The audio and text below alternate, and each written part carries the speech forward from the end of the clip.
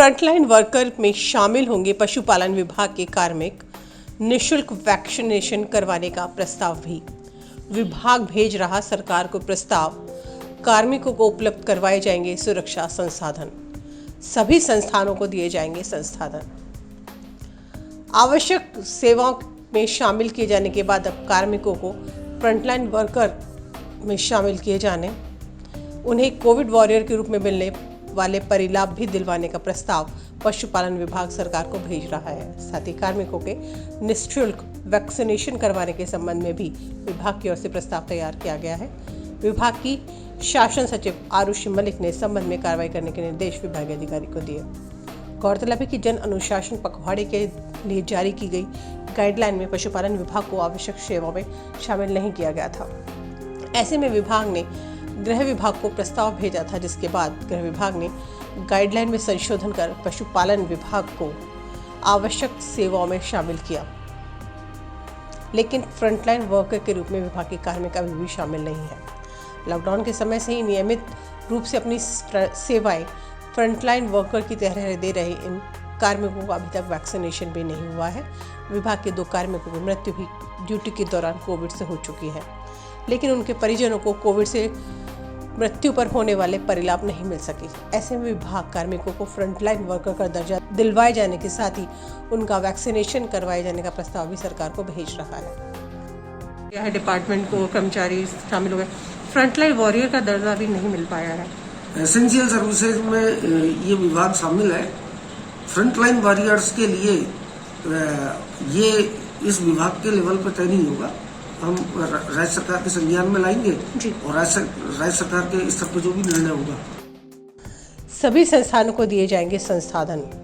इसके साथ ही विभाग सभी पशु चिकित्सा संस्थानों में आवश्यक संसाधन की व्यवस्था सुनिश्चित करवाने का प्रयास कर रहा है। मुख्यालय ने संस्थानों में सैनिटाइजर, मास्क और साबुन आदि की व्यवस्था सुनिश्चित करवाने के निर्देश दिए हैं, जिसमें कहा गया है कि यदि आवश्यक हो तो इसके लिए अतिरिक्त बजट की व्यवस्था की जाए।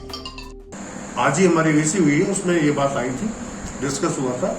तो पहले इनके पिछले कोविड में इनको दिया गया था कुछ पैसा, उसकी यूसी दे दें, इस सबको डायरेक्शन दे दिया ज्वाइंट डायरेक्शन को। जो पैसा खर्च हो गया है जिनके पास, वो अपना प्रपोजल वैसे दे विद यूसी, और उनको जो आवश्यक है वो उनको पैसा दे दिया जाएगा, ताकि वो नोडल स्तर पे एक मुश्त राशि दे दें और उससे जो एसेंशियल केमिकल्स है, सैनिटाइजर है या ग्लव्स है, वो उनको उपलब्ध करा दिया जाए, ताकि किसी भी पशु चिकित्सा कर्मी अधिकारी किसी की जान खतरे में ना हो कोविड के संकट में। दूसरी बात, वैक्सीनेशन एज ए सिटीजन तो हो ही रहा है।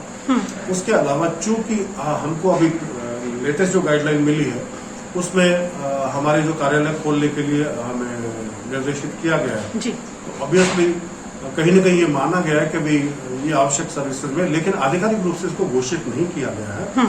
इसके लिए रिप्रेजेंटेशन प्राप्त हुए वेरियस यूनियन के, राजपत्रित अधिकारियों के प्राप्त हुए हैं, राजपत्रित के तकनीकी कर्मचारी के प्राप्त हुए, उनको प्रोसेस करके हम सक्षम स्तर पर अनुमोदन के लिए भेजेंगे। जी, तो मतलब वैक्सीनेशन आपकी तरफ से डिपार्टमेंट, होम डिपार्टमेंट को इन्होंने की थी मांग।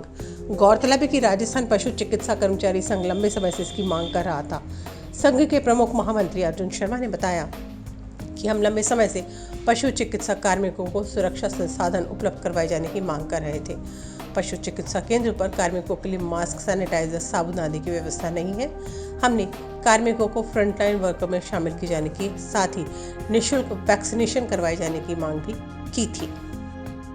अभी आज निदेशक महोदय से वार्ता हुई, उसमें उन्होंने इस चीज़ का आश्वासन दिया है कि वो दोनों ही प्रस्ताव राज्य सरकार को भेजेंगे। एक प्रस्ताव वित्त विभाग को भेजेंगे, जिसमें कोरोना वॉरियर्स को जितनी फैसिलिटीज है, वित्तीय जितने लाभ मिल रहे हैं, वो निश्चित रूप से हमको भी मिलेंगे।